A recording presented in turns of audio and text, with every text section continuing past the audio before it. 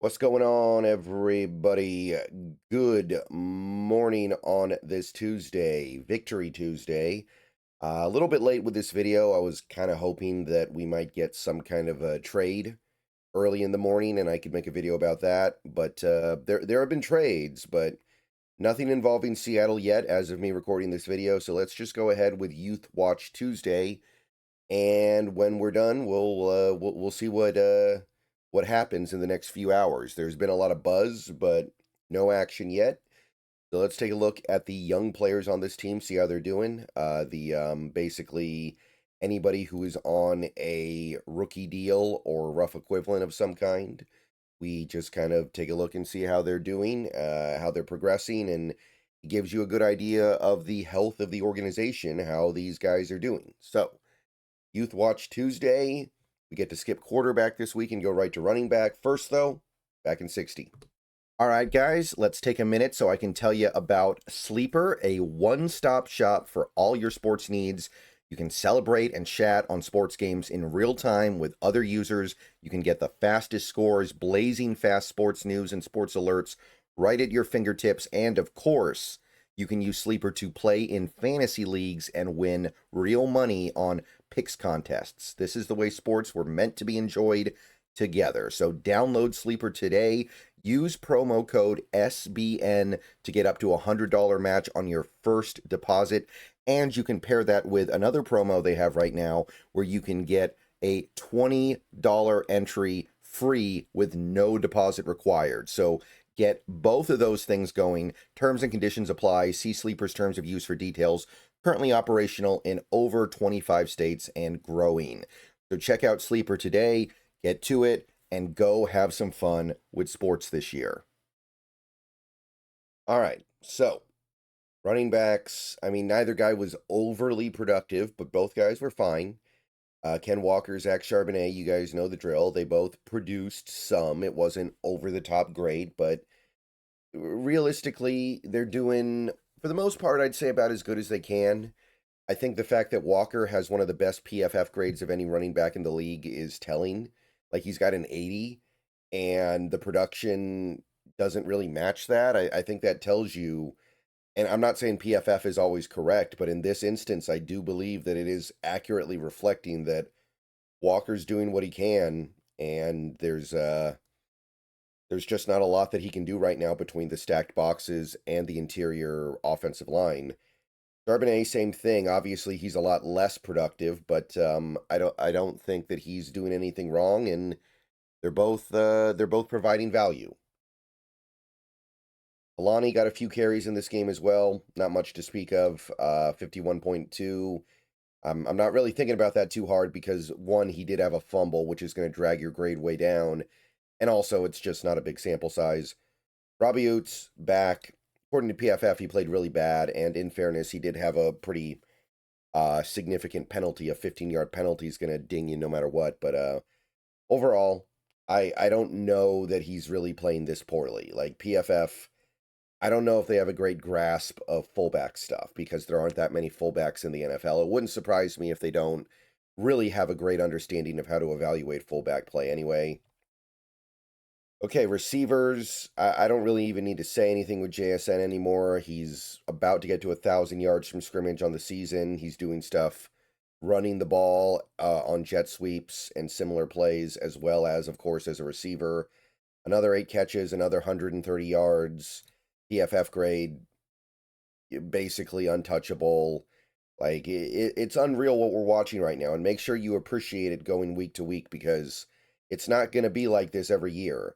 JSN may have 2,000 yards from scrimmage at the end of the season. Do not expect to see him do that ever again. This is probably the peak season for him. It's kind of like Cal Raleigh with the 60 home runs this year. He might be really good for the rest of his career, but he's probably not hitting 60 home runs again, and JSN is probably not having a season like this again. Torrey Horton, 4 catches, 2 touchdowns, about 50 yards. It's not going to be a monster rookie year, but it's going to be a rookie season that I think everybody's going to feel pretty good about, and they're going to feel like he's going to turn into something really good in the very near future here. So, loving what I see from Horton. 70.1 PFF grade. And remember, he's doing stuff as a punt returner as well. Even when he's not getting big returns, he's still providing value as a reliable punt returner. Bobo didn't play. Barner, his grade got dragged down, but he caught a couple passes, and he had a barnyard quarterback sneak touchdown. So he continues to have a really nice sophomore year. I was pretty optimistic about him in the offseason in terms of his production, but he's actually going beyond what I would have expected. He has a chance to have like 500 receiving yards on the year. I didn't have him with that. And Arroyo, couple catches, caught a touchdown. PFF grade went up a little bit. I still don't know how much he's doing that is above replacement level, but he is making some plays down the field, which is always nice. He's got a chance at a pretty decent rookie year, like 300, 350 yards. There's something to be said about that. Offensive line, it was a really good game all around, although the grades don't always reflect that. Cross was not graded terribly well. He did have a penalty and he did allow one pressure, but I mean, we're what, 8 games into the season, and he's not even averaging 2 pressures a game allowed. Like that's really good. I know it's not up to the standard of like a prime Trent Williams or a Tristan Wirfs, but that's really really good still. I think he's still a franchise left tackle. The run blocking isn't great, but we always kind of knew he was never going to be an excellent run blocker. He's an air raid guy, and he's fine. Ugh. Ugh, excuse me. Sorry, guys. It's early. It's early. Zabel, Gray Zabel, 3 penalties. So he picked up one in this game. But clean otherwise, still graded really poorly for some reason. I don't know if PFF can really justifiably. I don't know how they would explain why he gets graded so low, but they have him like slightly better than Anthony Bradford, and I don't think I buy that. Sundle graded well in this game, up to a 61, which is above replacement level. So as we head into the final hours of this trade deadline and nothing's happened, and it looks like Sundle's going to be our center going forward, it might be becoming a little bit more palatable with each game that goes by, and he's playing better. Bradford also played better. Grade went up a little bit, didn't allow any pressures, no penalties. Still not good, still nowhere close to being good, but it's at the very least a little encouraging if we are indeed stuck with him for the rest of the season. Oluwatimi played a little bit at the end of the game. Grades went up, but not much to speak of. It's 3 plays. Moving to the defense now. You got Murphy picking up a handful of tackles and half a sack. On pace for a double-digit sack season. Big sophomore jump. Again, I know that the pressure production has been down a little bit over the last few games, but still playing really well. 73.7, with him playing a decent chunk of his snaps out of position. Mike Morris, too, had a pretty good game. Picked up a few tackles, made some plays. 70.3. I believe he's in the 3rd year of his rookie deal. He's definitely justifying keeping him around on that 4th year. That's still going to be reasonably priced. And we're starting to see some value out of him, which is more than can be said for the first 2 years of his career.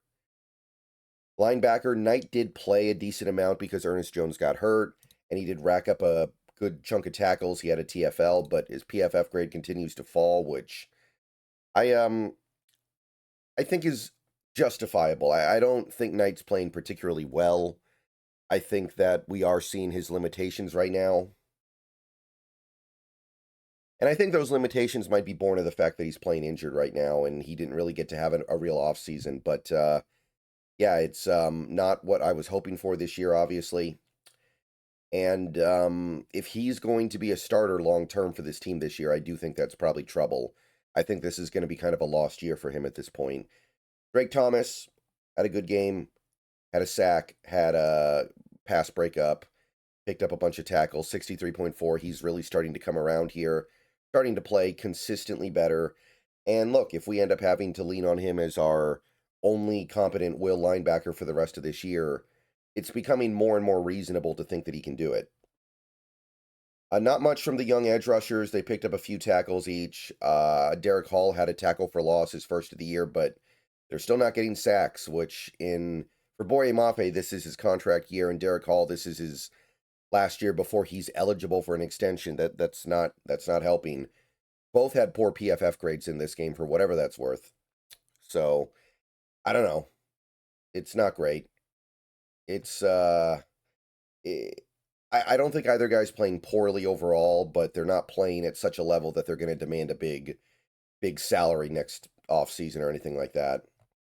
Reek Woolen is back, had a very good game, best game of the year, broke up a pass, had some tackles, was good as a run defender in general.